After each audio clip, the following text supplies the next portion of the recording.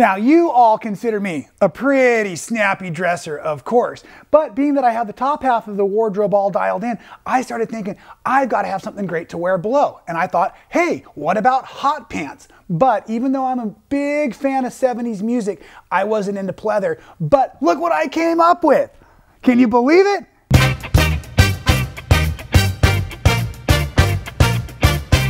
See, I told you they were hot, and of course this new fantastic fabric from Michael Miller's, it's a border print called Flames. It was my inspiration, and I just couldn't resist making this cool pair of pants out of it. Now, I want you to focus in today's tutorial on the actual construction. Of course, you're gonna need some sort of a PJ pant pattern.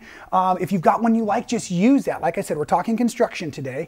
And this is the one I've used for years. It's from Cindy Taylor Oates, and it's So Easy PJ Pants. And the thing I liked about it is all the sizes were in the book, right?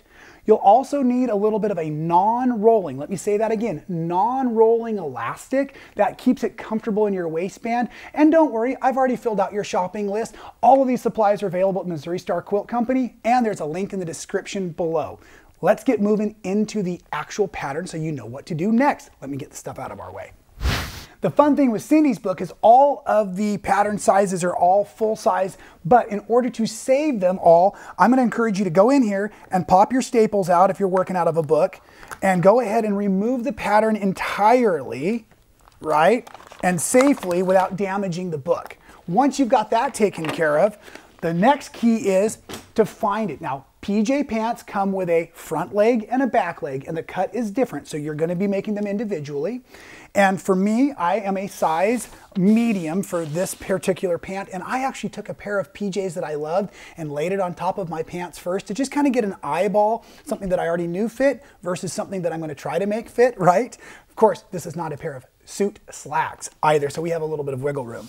Now, once you have it all taken out of the book, this would happen to be a 2-page, so you're going to find the lower back and the upper back. There's a nice grain line, and then mark these together. You can tape them or pin them if you need. What I really, really want you to hear right now is don't cut into this. Please do not cut into this. The best way to do this is now to take a piece of butcher paper or the wonderful pattern tracing paper, lay it out on top. You'll notice I even put the straight of grain mark. Straight of grain while working with garment is very important because it keeps everything flowing correctly, especially if you're dealing with print and or stuff that has naps. So something else to consider, being that we're focused on construction today, right? So I've got my straight of grain, I've got this all traced. This now becomes the working pattern for the size medium. This I can put all the other sizes still together, which is fantastic because my kids want PJs too, of course. Now, once that's done, check this out. Now that you have your particular size already prepared, and as I said, you have a back and you also have a front, we're going to go ahead and cut out both legs at once on our fabric. So let me just go ahead and slide this part now out of the way because I've already got those ones cut out. I'll bring them into camera in just a moment. Something kind of important here. You want to go ahead and fold your fabrics right sides together. As you can see, we're looking at the back side of this fabric, right? And then I've also laid it straight of grain. Here's my grain line. And I also have the straight of the pattern along the straight open edge and the fold over here to maximize scraps. Sometimes these scraps could be used for pockets or other parts of any kind of project, obviously. One of the things I actually really like about PJ pants, these ones have no pockets and no fly, so I don't even call them PJ pants. I call them my yoga pants. Now, I'm gonna just go ahead and cut this with my rotary cutter. Of course, scissors work nice. And if you're using a pattern at home that has little notches or triangles along the edge, don't cut those off. Those are there for a reason. Helps you get things lined up.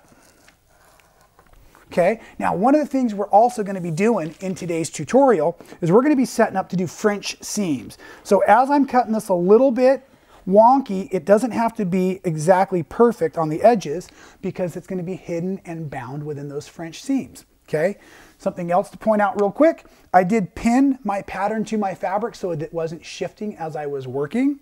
And the last thing I want to do is I'm going to go ahead and grab myself a Sharpie marker. And on the inside or the wrong side of the fabric, at the very top, I'm going to go ahead and label front, or at least an F, and front again. I once made a pair of pants, And it had such a high waist setup for the elastic, I accidentally stitched the pockets down into the calf. That'll be a tutorial for another day, not one I recommend doing. But once I have that all dialed in and labeled so that I can keep all my parts and pieces together, we're gonna start by stitching our inseams together of a front panel and a back panel. And so we're gonna do it because we're doing French seams, we're gonna start with our right sides out. So check this out. I'm gonna set aside one of my fronts right now. Okay? And then I'm gonna find the matching back piece. It comes in here. And when I say matching, I mean it's gonna match in the crotch. And because this is now both right sides up, that is not the right piece. This is. So this comes in real nice like here. Okay? And I'm lining up both the bottom edge and the crotch. We're just gonna do just from the bottom up to the point where it would meet. We're gonna come over here and with a 1/4 inch seam allowance, I'm going to stitch on the right sides of the fabrics to create that French seam startup. Okay, so just a nice, really petite seam allowance. And I'm gonna go ahead and stitch this on both legs.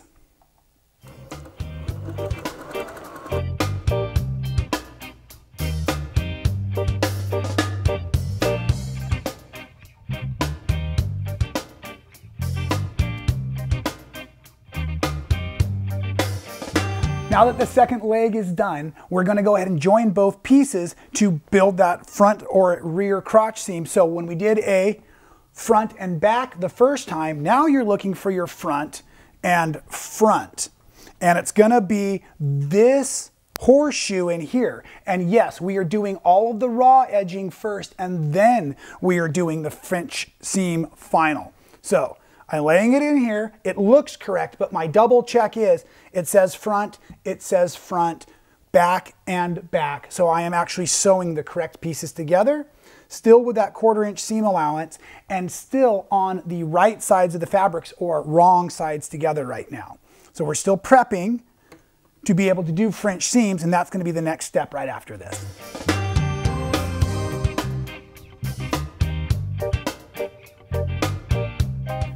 All right, I have that crotch seam all joined front and back now. So this is where it starts to form like a giant H, and we're gonna go ahead and do our French seams. So one of the things I wanna go ahead and do is press nice and crisp, and the French seam is done by sewing now the right sides together with a larger seam allowance. So let me see if I can get you a good angle on this. Okay. And I'm getting my iron nice and heated up, and I'm kind of rolling with my fingers, kind of pre-pressing this to the edge here, just like that. Now, a lot of times, and of course you all know I'm much more of a quilt maker than a garment guy. That's why we're starting on pajama pants, right? But garment construction is really best suited at a little slower pace, lots of pins, lots of pressing, lots of clean cutting. Right? So if you want your stuff to really fit nice, you should take the time and do it correctly. Okay, so I'm setting that seam. Now that I have it all pressed nice and crisp, we're gonna do that French seam with a 1/2 inch seam allowance, and we're going up the inseam, back around first, and then we're gonna press and do the crotch second. So it's a 2-part format, and I'm just using the stitch plate on my machine so that I have now about a 1/2 inch. So as I start going here, let me show you how this finishes up. Here's a good close-up of those French seams already finished. Now you can see it's enclosed all of the raw edge, so no matter how many times I wash these, they're gonna wear perfectly. So again, up the inseam first, and then I came around the crotch seam, of course, and you can see that I've even caught that in there, and that doesn't make anything that would be uncomfortable or anything. So that is all done. The inseam, crotch, all finished, ready to go. The next step is gonna go ahead, and this trick I love, we're gonna finish the bottom of the legs before we put it together, so we don't have to use the free arm of the machine later on. So what I'm trying to say, and because I was doing a border print, I maximized the length of my fabric for my pattern. I'm using the selvage. Of course, a lot of folks, your pants will finish looking like this. You won't have used the selvage, but I needed it for my size. The selvage is not gonna unravel, so I've just folded it up and I've double stitched it here. Let me show you. So I've taken that raw edge once the French seam was done, and I like to, as I said, press with every step when I'm doing garment. So we're going to give this a nice little security push there, a little heated push. Now I'm going to go back to the sewing machine, and I first do a stitch across the top edge. And then I'm going to do a stitch across the bottom edge, and that is simply just to make it look cool. A little decoration there. Now, one of the wonderful things about some sewing machines, you've been asking in the comments, I've seen it, look at this thing. I'm talking at regular pace, but I'm sewing in caffeinated mode. That's right, the Baby Lock Jane comes with a built-in caffeinated mode. The button's not labeled correctly, but I'm pretty sure it's caffeinated mode. So again, back to the bottom here, just to make it look cool. And this will definitely finish the bottom leg.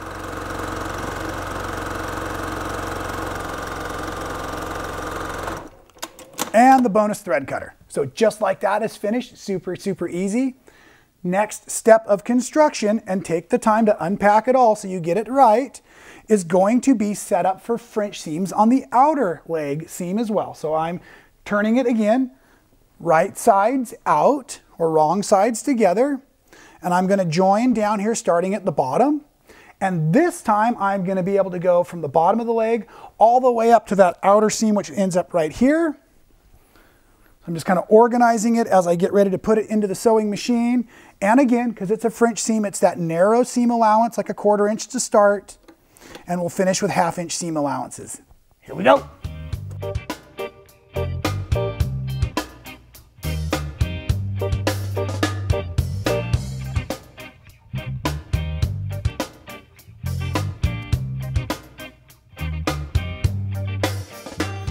Okay, now that the second leg is all stitched together as well, you should have something that looks an awful lot like this. We get to turn it back to wrong sides out to finish the outer seam with a French seam again, and then all we have to still finish up is our waistband, which is going to be super easy as well. So the French seam, as a reminder, is going to be that 1/2 inch seam allowance.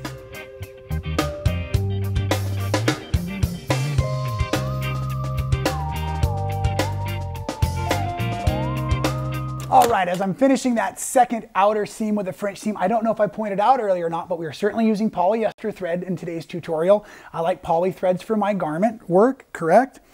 Now it is time for the waistband. And the waistband is going to be 2 simple steps. The first step, I am going to finger turn and then press with my iron here in a second, just about a 1/4 inch under. That's going to hold that raw edge in place while I build the casing for the elastic.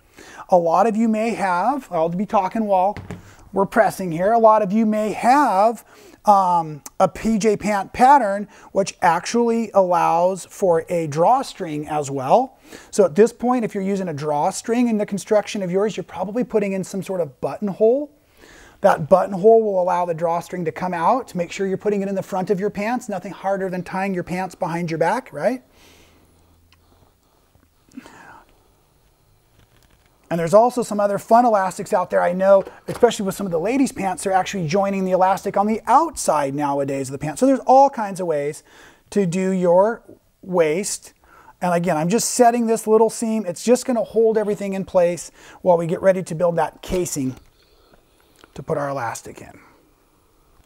Once we have that tacked in most places, we're going to head back over to the sewing machine, and we're going to go all the way around. We don't need to leave any openings in this part. It doesn't have to be too pretty either. The top edge should be prettier than the bottom edge. Top edge here better than the bottom edge down here.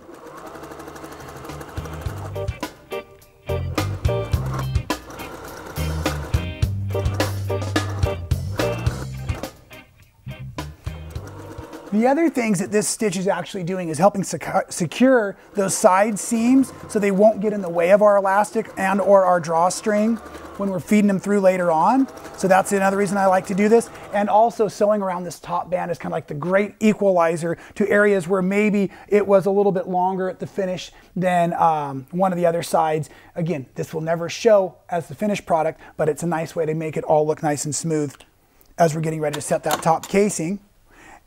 Okay, and while we're having follow-up information, I bet you I forgot to tell you I pre-washed this fabric twice before I ever cut it out. And that's also another fantastic rule of thumb when you're doing garment as well. So you want to find about 1.5 inches roll down. I'm using about 1-inch wide elastic. I don't want it real tight in there. I want it to be able to gather nicely. So I'm coming down about 1.25 inches, 1.5 inches, and my thumbs and fingers right now are grabbing the seam allowances on the sides of the legs, or those outer seams. That's helping me keep everything nice and secure. Then I'm going to come over here to the machine. Now, if you have a free arm on your sewing machine, this would actually be a great time to go ahead and have that free arm off, so it's a little easier. I don't have a free arm on this machine, so what I've done is I've tucked the bottom fabric underneath. I want to make sure I only am sewing the layers I want to be sewing. I've got about 1 inch down from the casing, and I'm going to leave an opening to slide the elastic in the front of the pant, and I'm actually adjusting myself right now because I don't want to leave the opening over the inseam for the crotch, because it just makes life a little difficult later on when I'm pulling the elastic through. Okay, I am ready to now build the casing. I'm going to take a couple stitches, and we're going to be trying these on. So I back stitch to really hold it secure.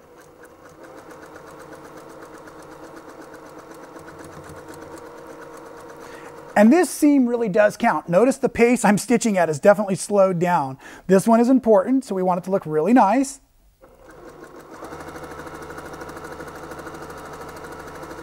We're getting ready to approach the opening that we're going to leave for sliding our elastic in. Just to point out, one of the things I'm really doing with my fingers is making sure that my seam from the French seam is pressed nice and flat as I stitch over it, so that I'm not creating a wall inside of there that'll be hard to push the elastic through. And I'm only going to leave about a 2-inch opening, and I'm going to do some back stitching and cut that thread. And now it is time to go ahead and put the elastic in. But once the elastic's in, I want to try these on, so I'm turning them right sides out. Let's do it like this. And then I want to go ahead and open my elastic. Now, for sizing your elastic, and you never ask a lady her age, you don't ever ask anyone their waist size. So simply take the size pair of pants you like, cut your elastic to that length. You don't have to put that in the comments below. You're going to start with it long, so it's easy to fit. And then we're going to size it down on location. I will take them back off to stitch it closed, of course. So our big old safety pin, here's a 2-part trick. If you've never fed elastic into a casing before, I would like you to try this trick as well. First, we're going to start by pinning the elastic that you're not using that side to the outside of the pants, so that you don't pull it all the way through. Now I'm going inside of the casing with the bigger safety pin, and I'm just going to start working this through. And it's okay if it bunches up and pull. Bunch and pull.